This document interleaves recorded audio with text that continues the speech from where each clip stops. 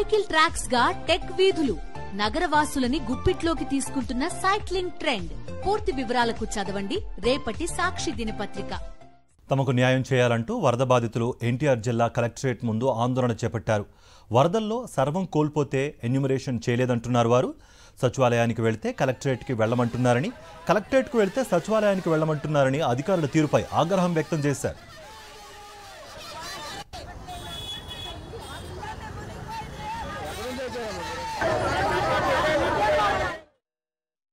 ఎవరు లేరమ్మా, నాకు కన్నోడు లేడు, కొన్నాడు లేడు, ఒక్కదాన్నే అడ్డుకున్నాను నేను.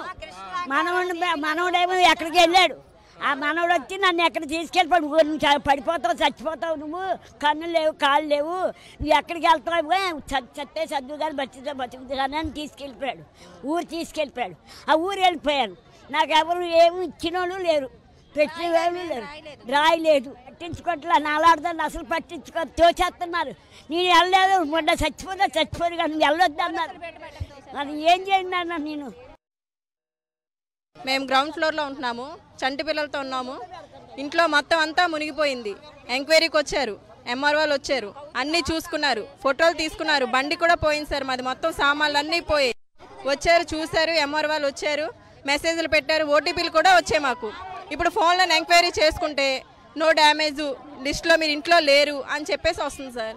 మరి ఎంత ఘోరం సార్, మాదొక న్యాయం చేయండి సార్. మాకు ఇంటికిను ఇండ్లు ఆటో రాసుకోవాలి, అయితే ఇల్లు రాసుకున్నారు, ఆటోలు కూడా మునిగిపోయినాయి అమ్మ అని చెప్పాం. కూడా వాళ్ళు సర్వే చేశారు, సర్వే చేసిన ఓటీపీ వచ్చింది కానీ మాకు మళ్ళీ రెస్పాన్స్ లేదండి వాళ్ళ దగ్గర నుంచి. సచివాలయానికి వెళ్తే అసలు రాలేదమ్మా, మీ ఆటో రిపేర్ చేయించుకున్నారు కానీ మాకు రాలేదు, అది వాలంటీర్ల ద్వారా సమస్య, మాకైతే తెలియదు, వెళ్ళి కలెక్టర్ ఆఫీస్లో మీరు ఫిర్యాదు చేసుకోండి అని చెప్పారు. అదే సార్ మా సమస్య. ఇప్పుడు ఆటో తోలుకోకపోతే మేము బ్రతకలేము. మరి ప్రభుత్వం న్యాయం చేయాలి. మరి మాకు మాది బాంబే కాలనీ అండి. తిరుగుతున్నాను ఇంటి కోసం, ఏం పడలేదు, ఇంట్లోనే ఉన్నా, డోర్ వేసి ఉందని చెప్తున్నారండి. ఇంట్లోనే ఉన్నాను సార్. 2 సార్ ఒకళ్ళు వచ్చారు, రాసుకునే లేరు, డోర్ వేసి ఉందని చెప్తున్నారు సార్. నిన్న వచ్చి చూపించుకుంటే నీకు డోర్ వేసి ఉందమ్మా, లేదు తీసిలేదు మీకు అంటున్నారు. ఏంటంటే పిల్ల పేరు మీద ఎంక్వైరీ అయింది అంటున్నారు. వచ్చి చూపిస్తే ఏమీ లేదు సార్. లిస్ట్లో చూశాను సార్, మళ్ళీ ఇక్కడికి వచ్చి చూపిస్తే ఏమీ లేదమ్మా, మీ ఇంటికి డోర్ వేసి ఉంది అంటున్నారు సార్. ₹1 పడట్లేదు సార్. ఆ వరదలు అంత ఇబ్బంది పడ్డాను సార్. కూర్మనాగర్ మాది బ్రహ్మంగారి టెంపుల్. మాకైతే పేరైతే వచ్చిందండి, మా అమ్మాయి పేరు, కానీ నో డామేజ్ అని వచ్చేయండి, ఏమి సామాన్లు పాడవలేదండి. మాదైతే ఇగోండి కింద మా ఇల్లు ఇలా మునిగిపోయిందండి. ఇగోండి ఇలా మునిగిపోయిందండి, మొత్తం కింద ఫ్లోరే మాది. పై ఫ్లోర్ వాళ్ళందరికీ వేసారు డబ్బులు 25,000. కానీ మేము కాగితాలు తీసుకెళ్తే సచివాలయాన్ని కూడా తీసుకోలేదండి. మా కాగితాలు కూడా మాకు సంబంధం లేదని చెప్పారండి వాళ్ళు. చంద్రబాబు గారు, మీరు అందరికీ న్యాయం చేయండి, చేస్తే లేక లేదు. కొంతమంది వచ్చినాయి అంటున్నారు, కొంతమంది రానోళ్ళు ఉసూరు అంటున్నారు. మాలాంటి పెద్దవాళ్ళం పొద్దాక మేమేం తిరుగుతామండి. ఇంటింటికి వచ్చి మీరు ఎంక్వైరీలు చేసి ఇవ్వాలి. కానీ 2 రోజులు సచివాలయానికి తిరిగాం. మాది కంసలపేట. 2 రోజులు తిరిగితే వాళ్ళు రాలేదమ్మా, చూసి ఇది చూసి అని అంటున్నారే కానీ సరిగా ఆన్సరే చెప్పట్లా. మేము ఎందాక తిరుగుతామమ్మా.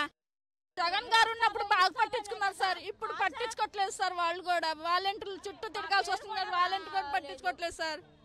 జగన్ రాసుకెళ్ళారు, మరి లేదంటున్నారు. మేమేం చెయ్యాలి? మళ్ళా రాసుకుంటారేమో వస్తే ఇదిగో ఇట్లాగా అయ్యింది. ఆ చంద్రబాబు గారిని కనీసం అందరికి న్యాయం చేయమని, అందరికి ఇవ్వాలని కోరు. రాయలేదు, మా ఆయన గారు షాప్ కొట్టిపోయింది.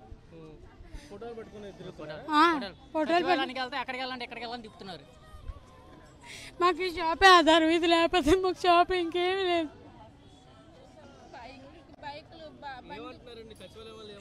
అక్కడికి వెళ్తే ఇక్కడికి వెళ్ళమంటున్నారు, ఇక్కడ చూస్తే ఉదయం నుంచి తలుపే తీయట్లేదు.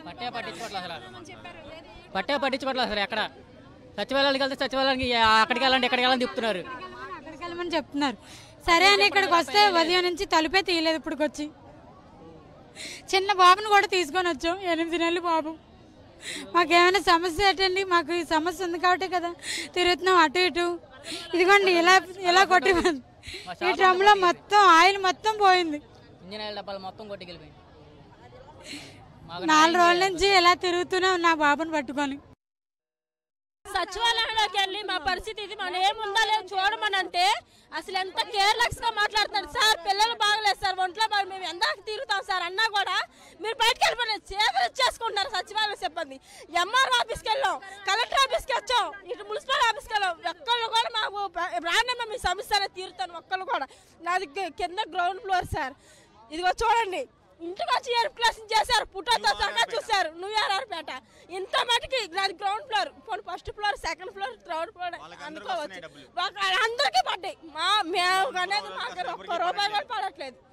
మునిగిపోయిన వాళ్ళకి ఏమీ లేదు సార్. అన్ని పోగొట్టుకుని మంచాలు కంచాలు అన్ని కూడా పిల్ల జల్లతో మేము రోడ్డు మీద పడ్డా కూడా మాకు ఏ న్యాయం జరగట్లా. పేరుందా అన్నందుకు కూడా మీరు బయటకు వెళ్ళిపోయి చేతులు ఇచ్చేసుకుంటున్నారు. 17 సంవత్సరాల నుంచి ఉంటున్నాం సార్ న్యూఆర్ఆర్పేటలో, కానీ మ్యాపింగ్ అవ్వలేదు అంటున్నారు. అలా అంటే ఎలా సార్? ఉంటున్నాం కదా, 17 సంవత్సరాల నుంచి ఉంటున్నాం. సంవత్సరం కూడా కాదు, 2 సంవత్సరాలు కాదు. ఆటో మునిగిపోయింది, 6 అడుగులు వచ్చింది, ఇంట్లోనే నడుముల లోతు వరకు వచ్చింది, అన్ని మునిగిపోయినాయి, అన్ని సామాన్లు. మరి మ్యాపింగ్ అవ్వలేదంటే ఎలా కుదిరింది సార్? 1 సంవత్సరం కాదు, 2 సంవత్సరాలు కాదు, 17 సంవత్సరాల నుంచి ఉంటున్నాము. అన్ని సామాన్లు పాడైపోయినాయి. ₹1,00,000 పైన లాసు. పోనీ ఇచ్చే డబ్బులైనా ఇచ్చినంత వరకైనా అందరికీ న్యాయంగా ఇవ్వాలిగా. మరి మేము ఎక్కడికి వెళ్ళి చెప్పుకో